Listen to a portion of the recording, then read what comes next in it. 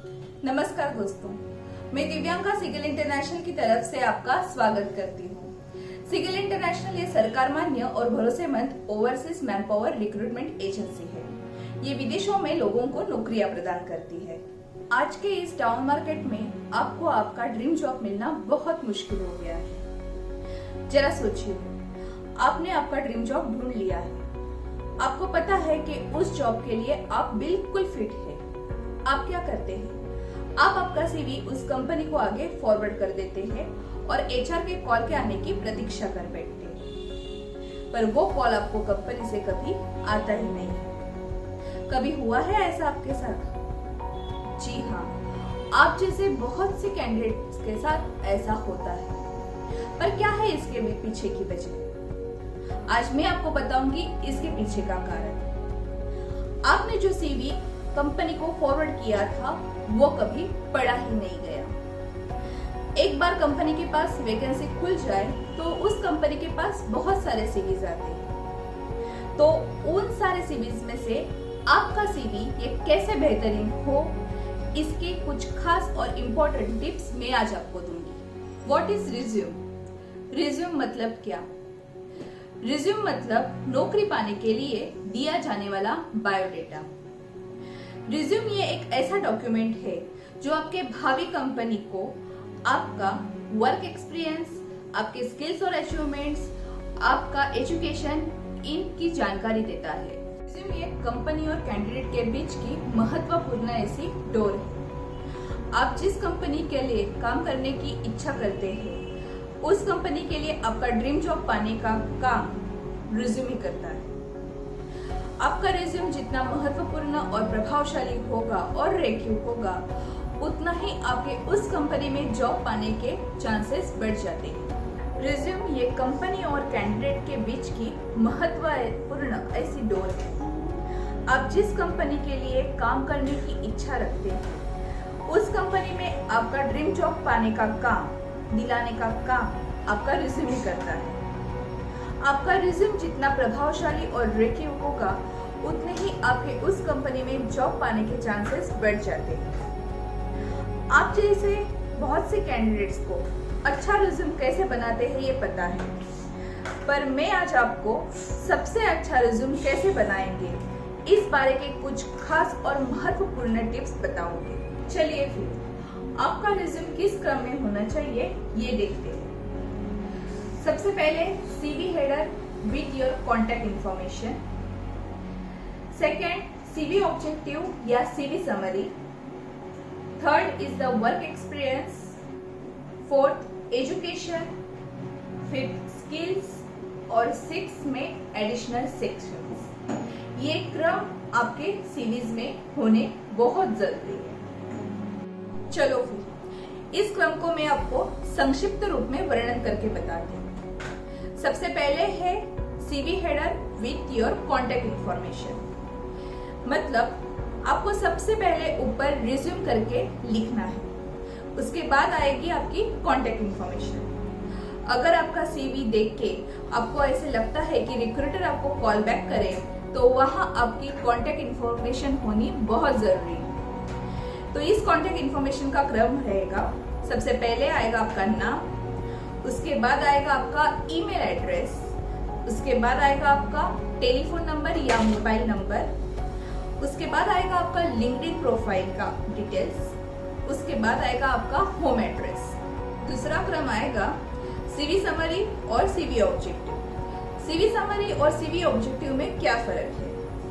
CV summary में आपको आपने आपके करियर में जो निपुणता और जो प्रगति हासिल की है उस बारे में जानकारी देनी है, और सीवी ऑब्जेक्टिव में आपको आपके स्किल्स के बारे में जानकारी देनी है, और जिस जॉब के लिए आप अप्लाई कर रहे हैं उस जॉब के लिए आपके स्किल्स कैसे बराबर है वो आपको बताना है। उसके बाद आएगी आपकी एम्प्लॉयमेंट डिटेल्स और जॉब डिस्क्रिप्शन। ये एक रिज्यूम का महत्वपूर्ण ऐसा भाग है। ज्यादातर कैंडिडेट्स ये सोचते हैं कि उनको उनके पास्ट वर्क एक्सपीरियंस के बारे में और पास्ट वर्क ड्यूरेशन के बारे में ही बताना है, पर इतना ही काफी नहीं होता। जरा सोचिए, आपने जिस कंपनी को अप्लाई किया है उस कंपनी के रिक्रूटर को आपके पिछली कंपनियों के बारे में पता पहले से ही होता है, पर आपने पिछली कंपनी में किस अच्छी प्रकार से काम किया है और आप उस कंपनी के लिए किस अच्छी प्रकार से साबित हो सकते हो, इसमें वो रिक्रूटर ज्यादा रुचि रखते हैं। तो यही बात आपको आपके जॉब डिस्क्रिप्शन में बतानी है। अब मैं आपको वो पॉइंट्स बताऊंगी जो आपको आपके जॉब डिस्क्रिप्शन में लिखने हैं। सबसे पहले आएंगे आपके स्किल्स और अचीवमेंट्स।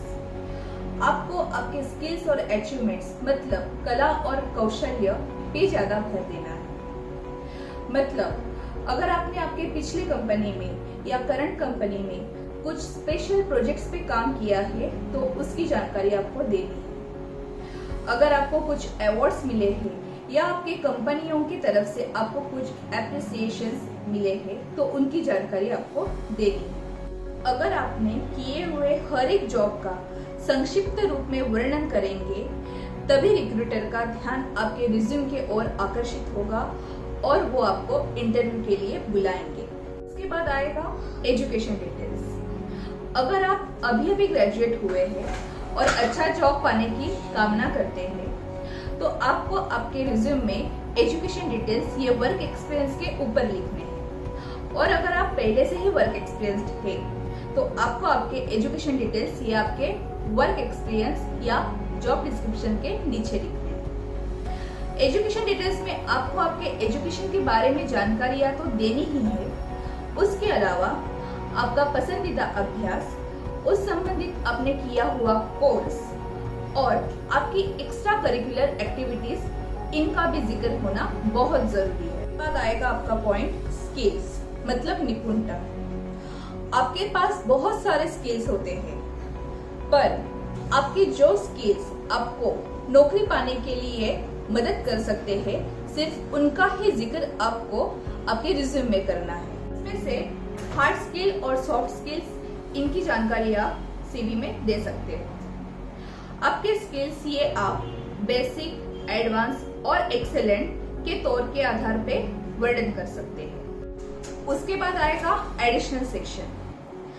एज अ कैंडिडेट आप दूसरों से तुलना की जाए तो आप खुद को कैसे बेहतर साबित कर सकते हो, इसका वर्णन आपको एडिशनल सेक्शन में करना है। रिज्यूम का स्वरूप यानी कि रिज्यूम का फॉर्मेट। आपका रिज्यूम ये रिक्रूटर खाली 6 या 7 सेकंड ही देखता है। आप सबको पता है first impression is the last impression, मतलब पहली छाप यही आखिरी छाप होती है। ऐसा ही कुछ आपके रिज्यूम से संबंधित है। आपको आपके रिज्यूम में आपकी दी गई जानकारियां इस प्रकार क्रम से आयोजित करनी है कि जिससे आपका रिज्यूम के तौर रिक्रूटर का ध्यान आकर्षित हो। ये सब हमने क्रम देखे जो आपके रिज्यूम में होनी चाहिए। उसके बाद हम बात करेंगे फॉन्ट और फॉन्ट साइज। रिज्यूम का फॉन्ट ये सबसे बेस्ट होना चाहिए आइदर एरियल में और टाइम्स न्यू रोमन में। आपका नाम और आपके सब सेक्शंस ये बोल्ड होने चाहिए। आपके नाम और जो सब बाकी के सेक्शंस जो आपने हाईलाइट किए हैं, बोल्ड किए हैं, उनकी फॉन्ट साइज होनी चाहिए 14 से 16 तक और बाकी का जो फॉन्ट साइज रहेगा वो आपका होना चाहिए 11 से 12 तक। फोटोग्राफ। अगर आपके रिज्यूम में राइट साइड में कॉर्नर में ऊपर आपका प्रोफेशनल आउटफिट में पासपोर्ट साइज फोटोग्राफ होगा तो वो आपके रिज्यूम को बहुत आकर्षित बनाएगा। उसके बाद आएगी रिज्यूम की रचना मतलब रिज्यूम का लेआउट। ध्यान रखिए कि आपको रिज्यूम के चारों ओर से 1-1 इंच की मार्जिन छोड़नी है। आपके रिज्यूम की हेडिंग ये बोल्ड और बड़ी होनी चाहिए। ध्यान रखिए कि आपको इटैलिक या तो अंडरलाइन इस्तेमाल नहीं करनी है। अब मैंने आपको इतनी जानकारियां जो बताई है वो आपको माइक्रोसॉफ्ट वर्ड में प्रोफेशनल टाइपलेट में आयोजित करनी है और अंत में आपका रिज्यूम ये एक अच्छी तरह के कवर लेटर से आप पूरा कीजिए। कवर लेटर ये बताता है कि भीड़ भरे बाजार में आप बाकियों की तरफ से क्यों और कैसे प्रभावशाली है। भर्ती की प्रक्रिया ये बहुत बदल चुकी है। तेज और तीव्र हो चुकी है। इसलिए नौकरी पाने के लिए आपका सीवीए असाधारण और दूसरों से अलग होना बहुत जरूरी है। अगर आप इस वीडियो में बताए गए सभी सजेशंस फॉलो करेंगे तो आपका ड्रीम जॉब बिल्कुल भी दूर नहीं है। अगर आपको इस बारे में कुछ भी मदद की आवश्यकता है तो प्लीज हमें कॉल बैक कीजिए और हमारे एक्सपर्ट से फ्री एडवाइस लीजिए। धन्यवाद। ध्यान रखें, सुरक्षित रहें। Seagull International Human Resource Consultants. Bridging the gap between dream and reality.